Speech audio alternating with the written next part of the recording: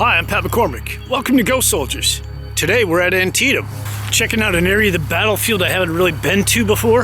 Behind me, the Antietam Creek. We're here at the Newcomer house on the Antietam battlefield. I hope this is worth it, whatever's up here. It's Friday, April 26th, my birthday. Let's go have some fun. Never been in these woods. Let's go check out some cool stuff here. Go Soldier starts right now. This is the Antietam National Battlefield, the site of the bloodiest single day in American history.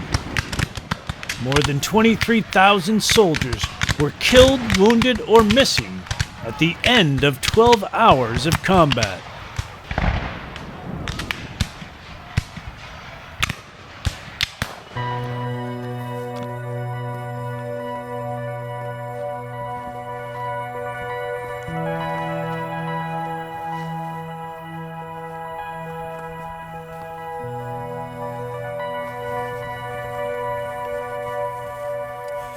Checking out an area of the battlefield I haven't really been to before. This is behind the Newcomer house. Oh, it's over there. On September 17, 1862, the farm fields between the creek and the small town of Sharpsburg witnessed deafening and deadly musket and artillery fire. The armies fighting here destroyed many farms and crops, but the Joshua Newcomer farmhouse survived. Remnants of a house, foundation of a house here.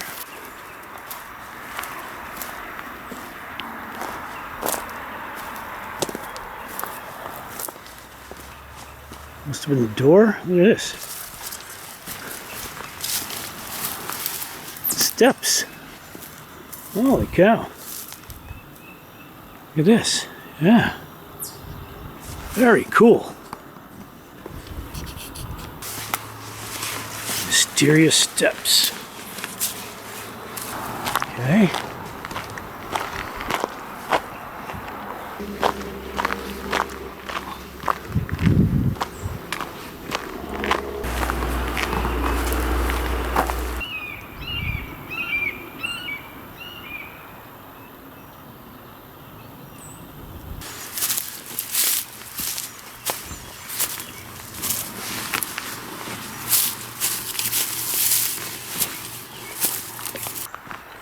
Standing on the far ridgeline and looking toward the Union position, Confederate Lieutenant William Wood of the 19th Virginia Infantry described how he was impressed as never before by the bigness of war.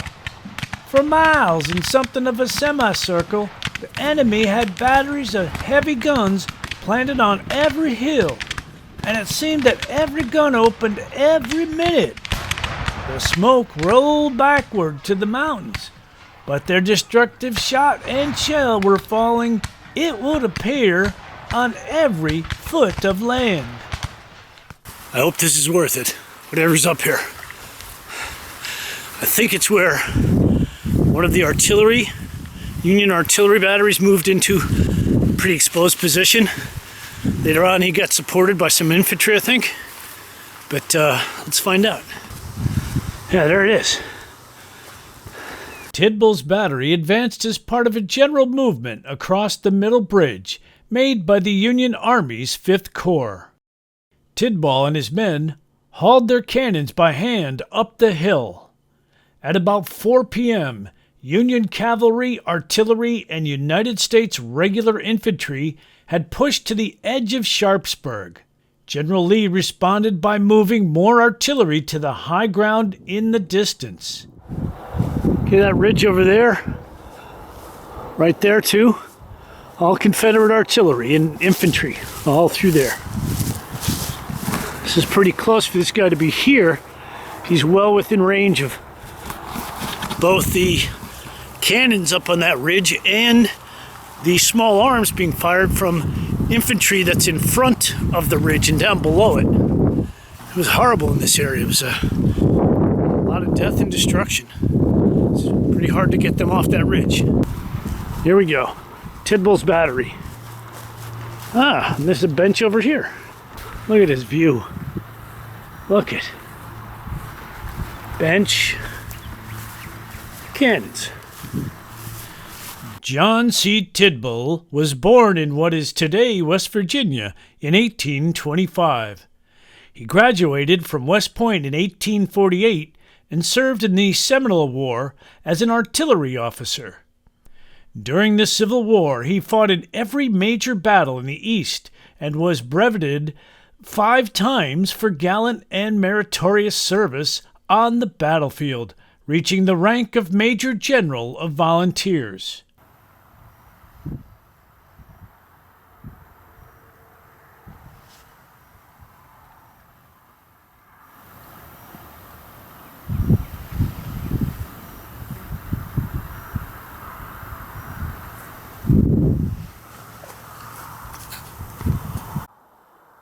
General Robert E. Lee gathered his Confederate army and artillery and placed them on the high ground, a half a mile in front of this position.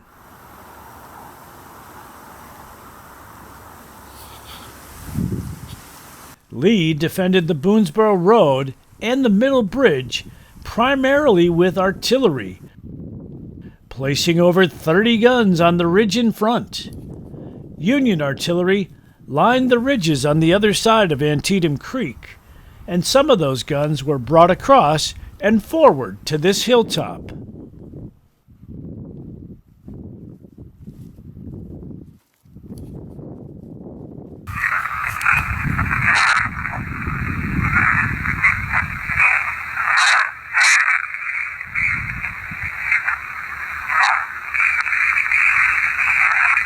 Hey there, you too. Hello. My name is Pat. Can you tell me your name, please? And if you need help, please say the word help.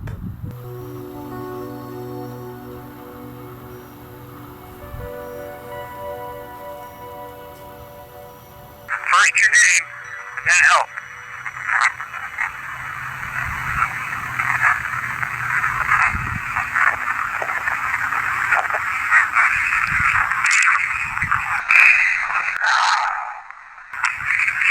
I'll just put that battery. Okay, sir. I didn't hear your name. Jesus.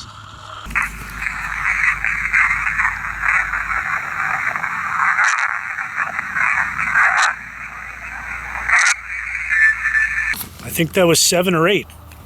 Wow. Ah, very nice. Very nice. I just feel very good right now.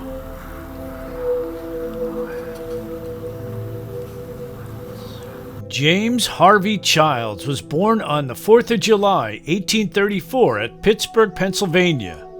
At Antietam, his regiment was detached to Averill's brigade, and on account of the sickness of General Averill, command of the brigade devolved upon Colonel Childs. The brigade was assigned to the left of the Union line, and after crossing the Stone Bridge, was posted in support of Clark's battery, which was heavily engaged. The duty was difficult, and the enemy's fire proved very destructive. He had just completed an inspection of the skirmish line and had returned to his headquarters, where he was cheerfully conversing with his staff, when he was struck by a cannonball on the left hip, which threw him from his horse and passed completely through his body. He then sent a message to Dr. Marsh that, if not attending to anyone whose life could be saved, to come to him, as he was in great pain. He died less than an hour later, leaving a widow and 3 children home in Pittsburgh. It's gotten real windy here. That's okay. Weather's fine today, sun's out. Beautiful day to be out at Antietam battlefield. 23,000 casualties in one day. Most horrific battle in the American Civil War, most costliest. We just helped 8 more guys out, 8 more soldiers cross over, and that feels pretty good, I gotta tell you.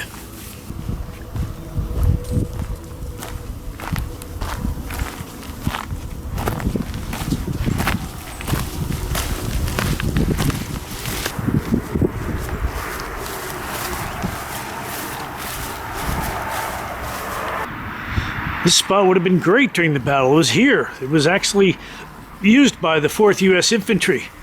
They hid back in here and shot from here. Probably put some stuff up so they can get over the top. Very interesting. Very cool.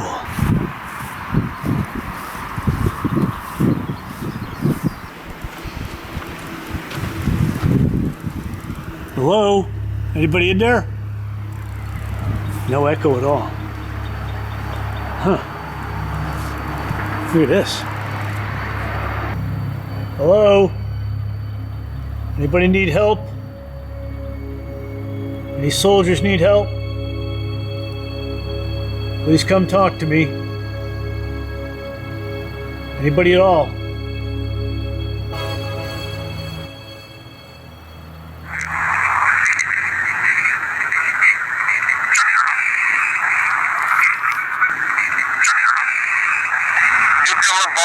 Inside the window?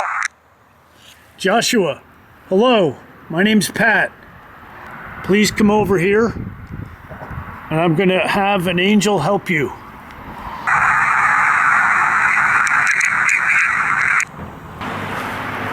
Thank you, Joshua.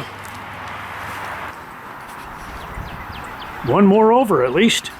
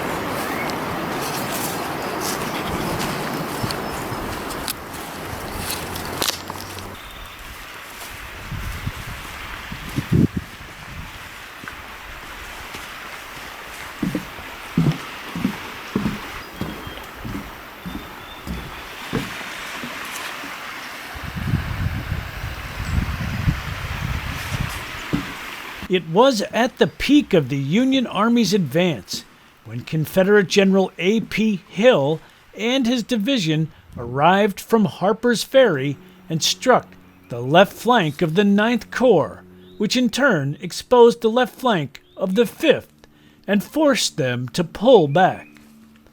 There were over 600 casualties in the fighting here at the Middle Bridge, about the same number as there were at Burnsides Bridge. Never been in these woods. We're on the Sherrick Farm Trail now. I'm hoping it loops around.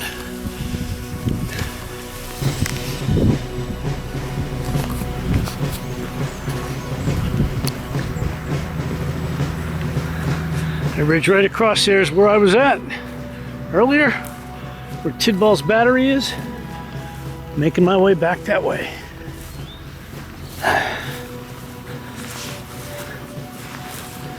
All right.